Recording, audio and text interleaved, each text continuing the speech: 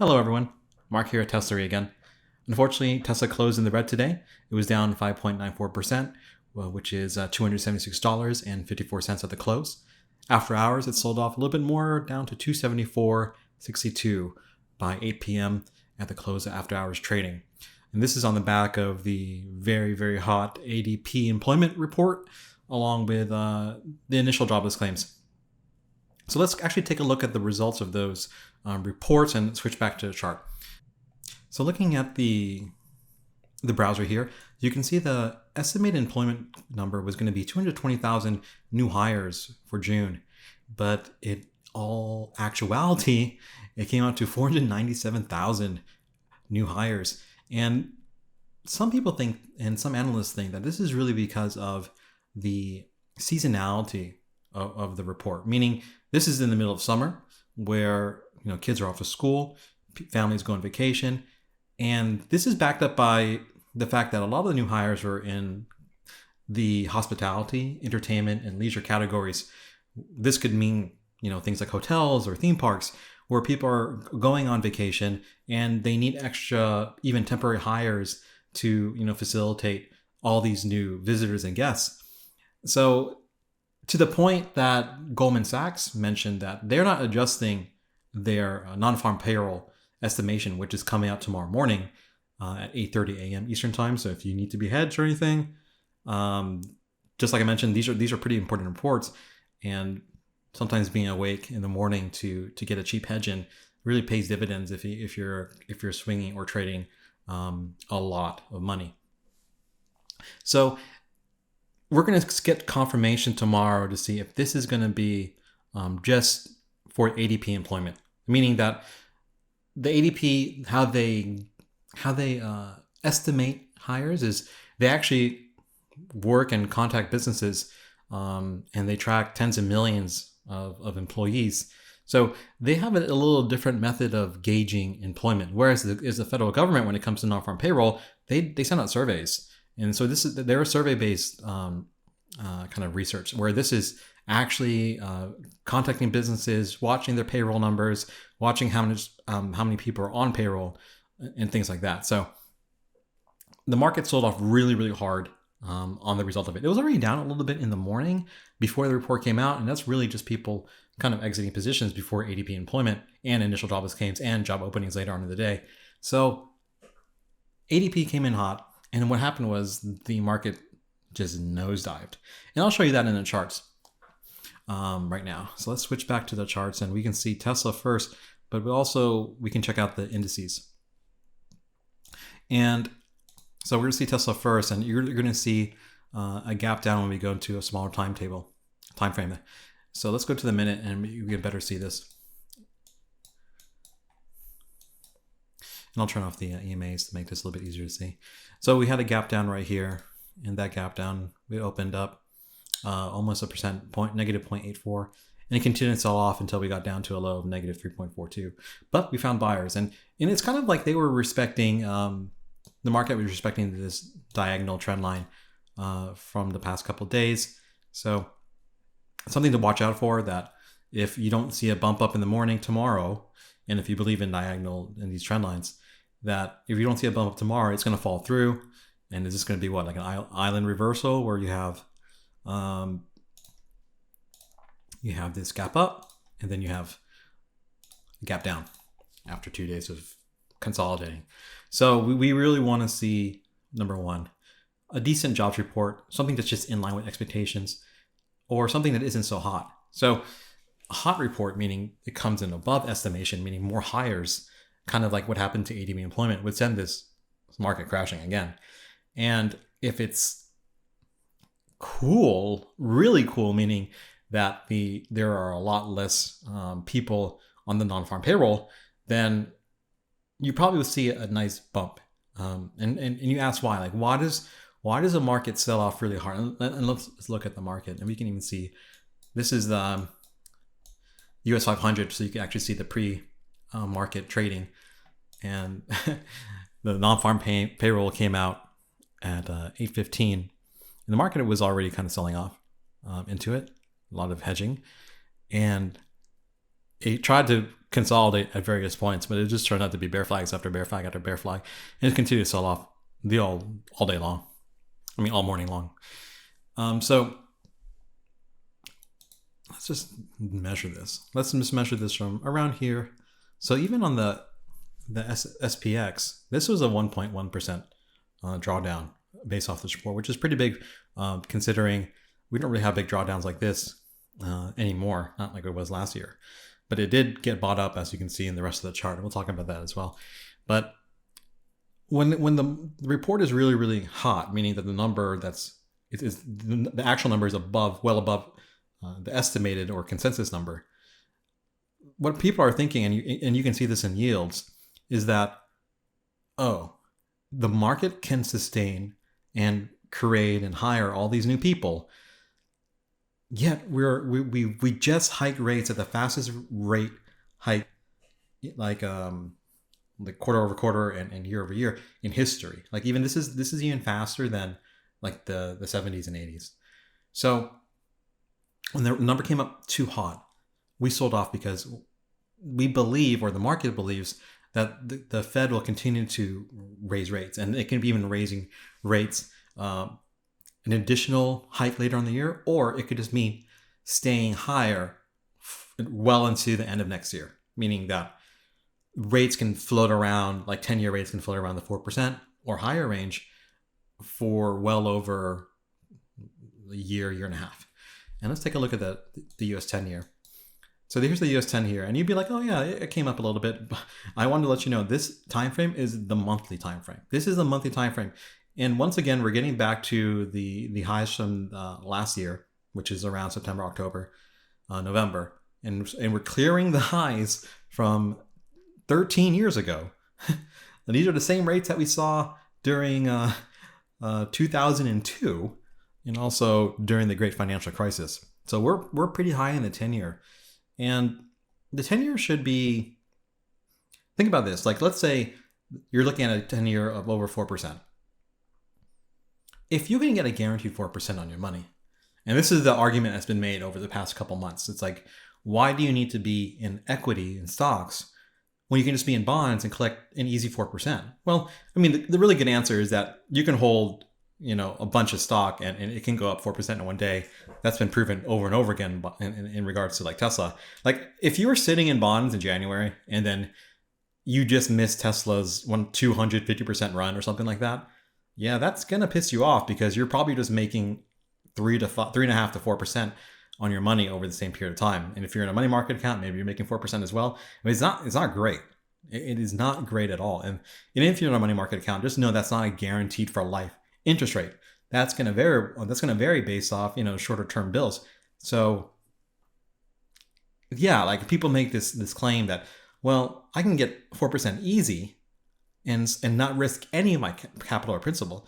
But there's a lot of people out there who just simply bought a couple shares of stock and they already outperformed you completely with a very minimal investment. But let's go back to the yields. So the yields are high, 4%. And so they kind of act, this is supposed to kind of act inversely to that of equity, where if the rates go up, then equities will go down. And equities did go down a little bit. They did. But let's look at the SPX again. And we'll look at the SPY so you can see the gap and see how it interacted with the gap.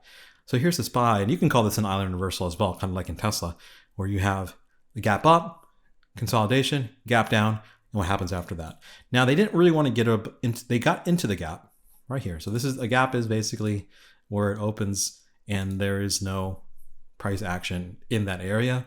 And it opens really, really low. It opened down negative 0.78%, which is actually kind of similar to Tesla's gap down in the morning. And of course, just like the other tickers, sold off as well. But it got back up pretty cleanly. Like there was very little pullbacks into the gap. So we peaked into the gap, sold off a little bit, peaked into it again, sold off in the gap, closed at the gap. And so what we really need to see is a good non-farm tomorrow. But there was buyers. People wanted to buy. It got to a point where it's like 437. No, we're buying it up. And it could be just because there was a lot of puts sitting at 437. But ironically, there was a lot of calls sitting above 439. So all these 439s are most likely the market makers' 439s. They paid out on all of them. But they really couldn't they tried. They really wanted to get this down and they couldn't. We're looking at the max pain, and I was really thinking that max pain would be around the 438.50 mark, below the 439, because there's so many calls that being right below 439 would have made sense, but never got really close. This could be a good sign, though, that there's a lot of interest and that people want to buy. A lot of people just aren't positioned, and I'll keep saying it. For the last 6 months, there has been a rally in this market. No matter what you want to call it, we have been rallying, and some stocks have been rallying since October of last year. And so people just aren't positioned because they were and are in bonds. They were sitting in money market accounts. People were sitting in certificates of deposits. Their money was tied up. They couldn't get it out. And so as they're getting their money out, and there's an opportunity for them, like to get into the market on these pullbacks, like a 1% to 2% pullbacks in certain tickers today. That's a great pullback. That's a buyable dip. And we are the dip buying generation. We've been taught that we should buy for the rest of our lives because you can't time the market, they say. It's true. I guess you can't. But let's go back to Tesla. So we talked about the trend line. It's respecting that for now, but it can easily fall through if we have a bad report tomorrow in the terms of the report's too hot. Well, here's the flip side to that. If the report is too cool, meaning that there's so little job creation or job hiring, that is, then that's, like I said before, that's recessionary. That's a recessionary report. And how does the market react to a recessionary report? There's one of two ways. Oh, that's great news. Oh, we're going to recession. They're going to have to cut rates. And rate cuts mean great moves for the stock market to the upside.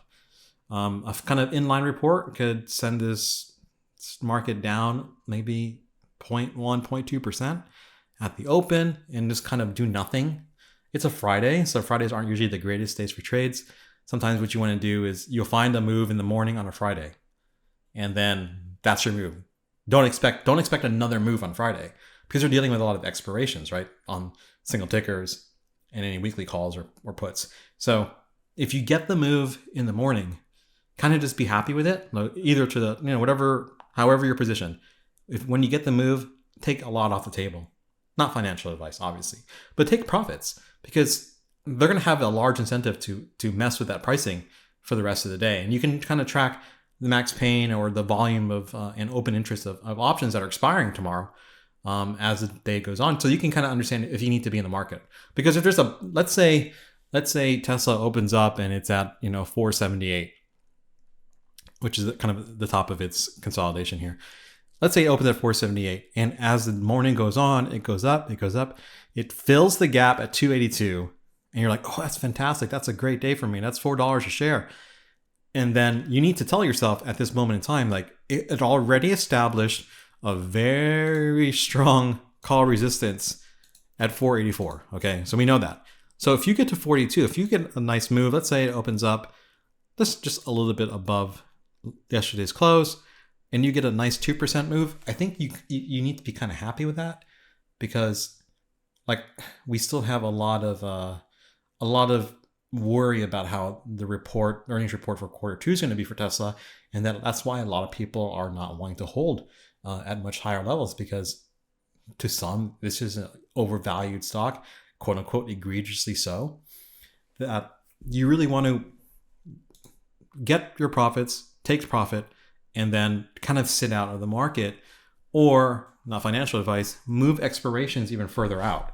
Like let's say you were holding 1 day to expiration options, you bought them today, and you figured the market's down a lot, so tomorrow at least it's de-risk for me for this play, and you're sitting out on options that will expire tomorrow. If you get your move in the morning, just kind of be happy with it, or get the move and roll that out a week. Roll it if you're playing Tesla. Roll it out 2 weeks, which will cover earnings. So you can kind of ride implied volatility up if that happens to be the case as earnings closes in, that your calls become more worthwhile. I mean, worth more, even though the price action doesn't change. It can be, it can be flat. And going to earnings, calls will get much, much more expensive because the volatility of the earnings, the volatility of the event, that is. So it's not all that bad because just like the other tickers, Tesla got bought up kind of nicely. Not as good as some. You can take a look at Apple. Apple was just all the way up.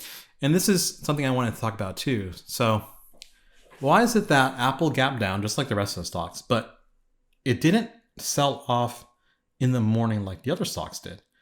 Like, so if Apple opens down here, this is considered flat. This isn't selling off like this was. It opens here, then it continues. This is SPY, and it continues to sell off another 0.6%. So Apple opened, it came down and immediately bought back up and stayed flat. Immediately. This is quick. This is quick compared to everything else. Now, to be fair, it did sell off a little bit. It had some bad news, you could say, from the report of the Vision Pros running into some manufacturing snafus. But it based really well right here, whereas the market was just sell. And even Tesla was just sell. So if you overlaid Apple on this, and let's just do that just for the heck of it, you would see that Apple took out the previous day's high and it closed in the green, and Tesla didn't. And that's okay. The reason for this is because what Apple is to a lot of people who casually invest in the market, this is a flight to safety. So if you have to stay long, if you have to be in the market, and there's a lot of people who manage money that have to be invested or fully invested, or some people have principles of being fully invested all the time. This is not necessarily a great sign of the company itself, but more of a sign of, oh, we don't know where to put our money. We're scared. Let's just buy Apple. It's just safe. Like, it's not going to crash, 3 or 4% in a day like Tesla would. It's just too volatile. Maybe you can just get out of Tesla, sit in Apple for a day or two, feel the market out, and you're still long, and you can still take advantage of let's say a good non-farm payrolls report tomorrow. But if that non-farm payroll came out pretty badly, then you would have lost a lot more money on Tesla than you would have Apple, perhaps. Not financial advice. And the other ticker, and I don't have it up on the screen right now, but I'll just switch it on this. We'll switch it over to Microsoft. And Microsoft, you can't even see the gap down. Was there a gap down? I don't, I don't see one. So Microsoft just basically has been steady Eddie, and it's been consolidating for a while. If I was to scroll back, we're actually, when it peaked out here in the 16th of June, it was 351 and sold off very quickly. But we're just in a consolidation on Microsoft. But this is also showing, this is one of the big titans of the market where it closed up really nicely today. And it is also the similar flight to safety like Apple is, where Microsoft and Apple are some of the biggest market caps in the world for a company. They have steady earnings. Their last reports were decent. And Microsoft is riding the AI wave with OpenAI. Really the only AI thing that people like you and me would take advantage of is large language models through ChatGPT. And it did well today. In light of a really hot jobs report with yields skyrocketing today, with the VIX going up 20% earlier on in the day, that Apple and Microsoft, they're very resilient. Now, this could mean that, is there a similar trade in the horizon, on the horizon, similar to what happened during the regional banking crisis, where as people were pulling money out of the regional banks, they were putting their money into Apple and Microsoft, because Apple and Microsoft, they don't need money. They don't care about rates. A lot of companies are sitting on a lot of cash, and this is why Elon Musk mentioned this maybe sometime last year, maybe not mentioned it, but kind of implied. In response to people wanting to have Tesla do buybacks like the other companies are, buybacks because Elon was selling stock for Twitter, or buybacks because they're sitting on $22 or $21 billion in cash. Well, I'm glad he didn't, because this is still a really tough environment to be borrowing money. there's a reason why small caps are still not performing well. I want to say that as far as the small caps to S&P 500 ratio, it's probably the widest ratio, the widest gap, like as far as the performance goes in the past since like .com, basically. That 2000, like 20, 23 years, 24 years. That the S&P 500, which is not even like the NASDAQ, the S&P 500 is outperforming the Russell 2000, markedly so. And it's really because yields are just too high. And because it's really a reflection of the Fed funds rate, right? So the Fed funds rate, is really, really high. So if you are a fledgling business and you're really relying on financing to keep afloat, you're really relying on, number one, number two, on two things. Number one, borrowing money. Well, do you want to borrow money now where you might have to pay 10, 15, 20% on a loan? Or there's no venture spending at all unless you're an AI company, and that's only of recent. It's only a recent. So if you're a non-AI company, no one's backing your company. No one cares. Venture capitalists, they can't miss this. Like they saw what happened with crypto, and they're trying to be on the ground floor of this AI thing, and they want to focus solely on that.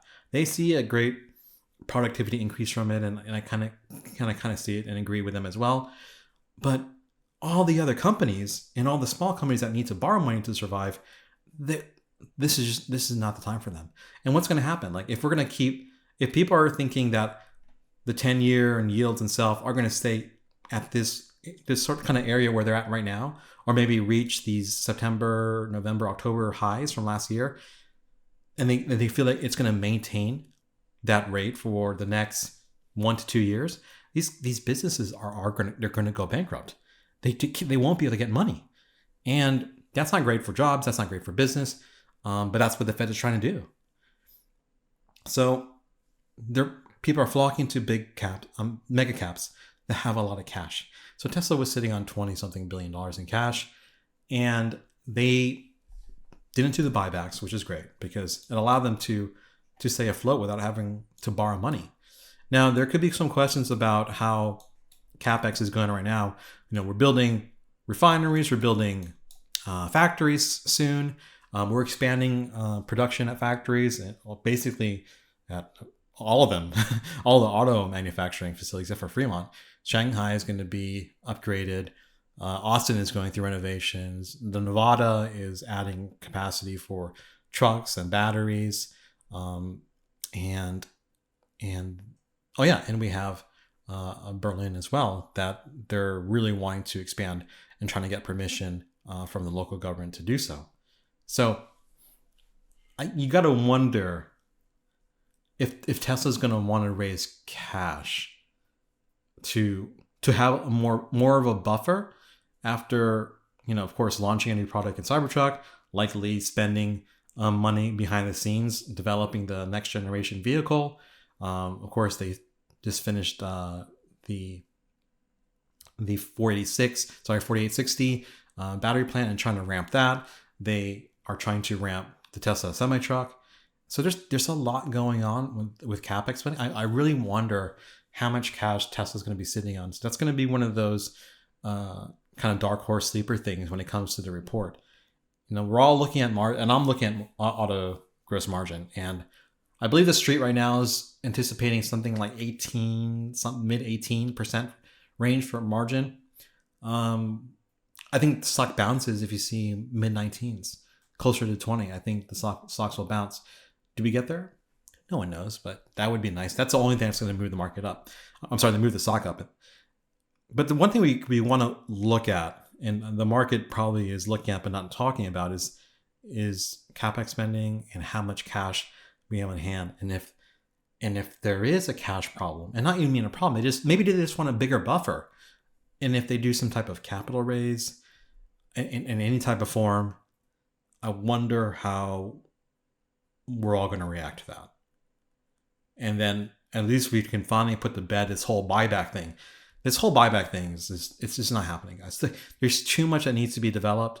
And I understand, like, if Tesla buy stock, and the depreciation of the stock in itself could be very tremendous, and no one's denying that. But for the here and now, when access to money is really, really tight, I think we got to be happy with the fact that he chose to sit on as much cash as he could, but we really might need more cash.